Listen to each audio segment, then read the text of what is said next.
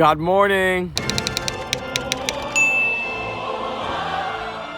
It is November 22nd. God calling, only love lasts.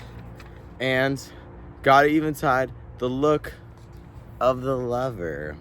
All right, God calling, only love lasts. We have 1 Corinthians 13-1. Let's get right into it.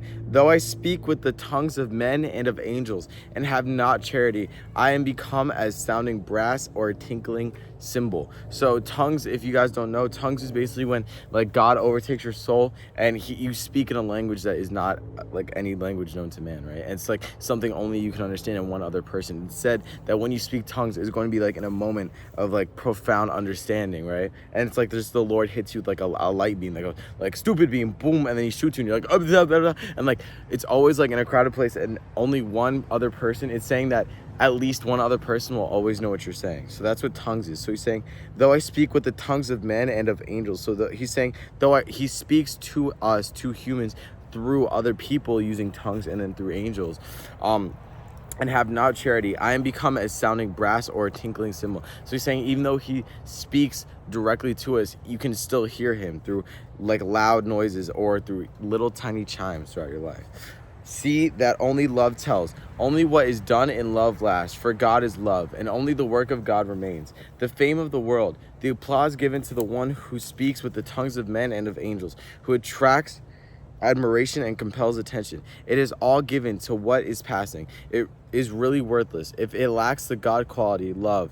Think how a smile or word of love goes winged on its way. A God power, simple though it may seem, while the mighty words of an orator can fall fruitless to the ground, the test of all true work and words is, are they inspired by love? If man only saw how vain is so much of his activity, so much work done in my name is not acknowledged by me.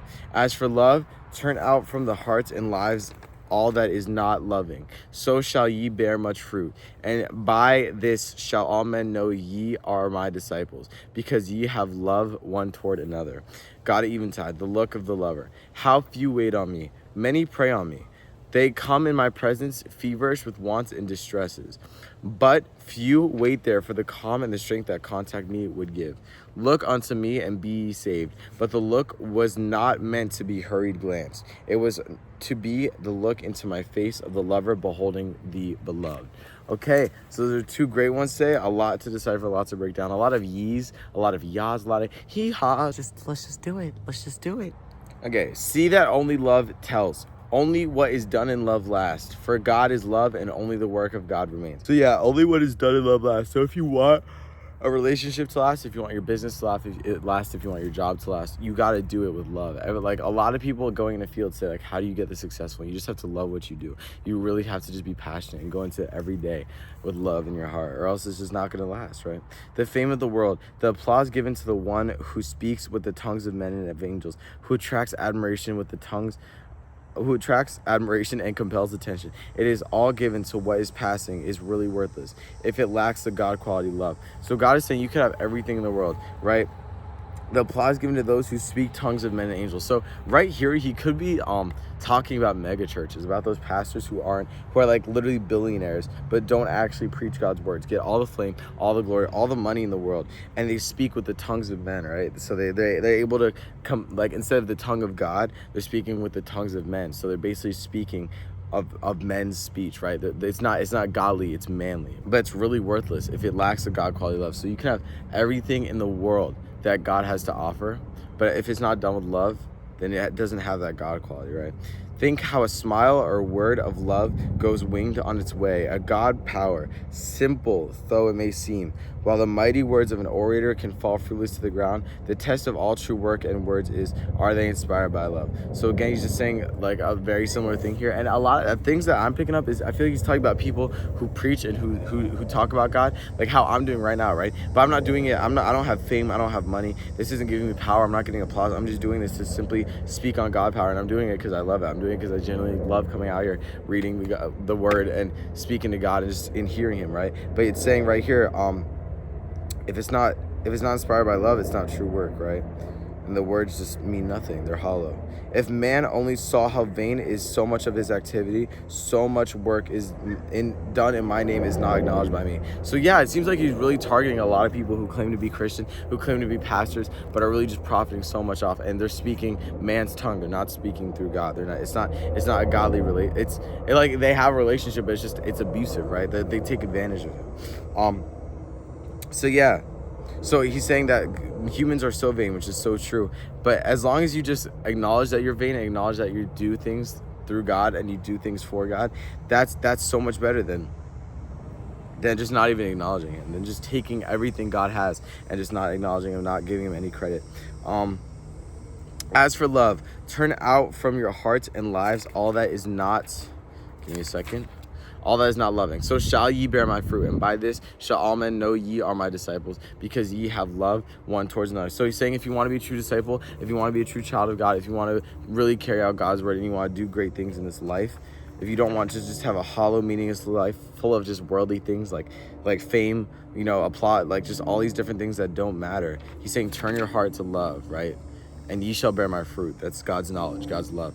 Ye shall all men know are my disciples, because ye have love one towards another. So if you want clout, if you want money, if you want power, if you want knowledge, turn your heart to love. Turn your heart to God. God Eventide, the look of the lover. How few wait on me.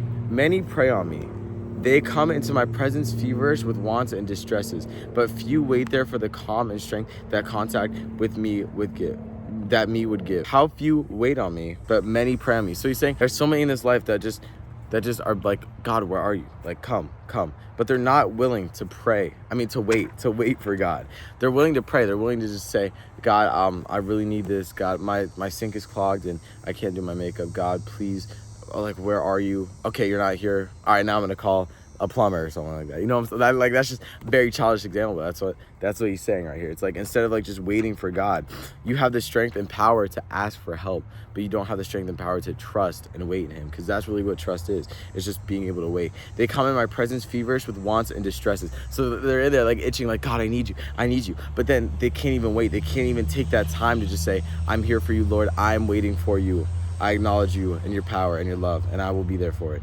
But few wait there for the common strength that contact with me would give. So many people are able to take that first step of just saying, God, I want this. But not enough are able to take that step to say, God, I'm waiting for this. God, I have peace in you, and I know that you will deliver this unto me. Right? Look unto me and be ye saved. But the look was not meant to be hurried glance. It was to be the look into my face of the lover beholding the beloved. So yeah, so he's saying right here what I'm saying, right? A lot of people, they would say, God, where is this? And then if he doesn't do it immediately, it's like, oh, God's disproven. Like, I know God isn't real because he didn't answer his prayer, but you just haven't been able to wait on God because you truly don't trust God. Why is God going to just give you anything you want anytime you want it, right? And so he's saying that a lot of people treat him like it's convenient, but it's not. Like, it'd be like nice to have, but it's not like convenient, because it's not. A lot of people treat him like it'd be nice to have, but it's not convenient, because it's not exactly when they want it. It's not exactly when it should. They think it should be happening in their lives. They think they should be bestowed any power by God, right? And so it's like he said like so many relationships with his kids are hurried glances, like kind of like when you're walking down the street and you make eye contact with someone that like you think is attractive or something, then like the moment you like they make eye contact back, you look away. That's kind of what he's doing. Like he's like you're taking that first initiative step to look at him, but then the moment that he looks back at you, the moment that he's just like hey, let's give this some breathing room, let's see what goes on here, you look away, because it's just uncomfortable for you and it's not what you want. So he's saying you have to look at God as a lover beloving the beloved. So you have to look at God as he is just someone that you are just so entranced by, just so just look at him like it's like he's like a piece of art, like you just are studying him and you're just waiting, like it's like you have all the patience in the world because he's just so lovely, right? Like a lover looking at a beloved. That's how you should be looking at him. You got to give him like that Riz stare, you know what I'm saying? That like, that's what you gotta. That's what God's waiting for. That's what he's expecting. Not just like, Anyways, guys, I hope you learned a lot. November 22nd. Tomorrow is Thanksgiving. So excited. Can't wait to see what God has in store for us. And with that, I'll say amen.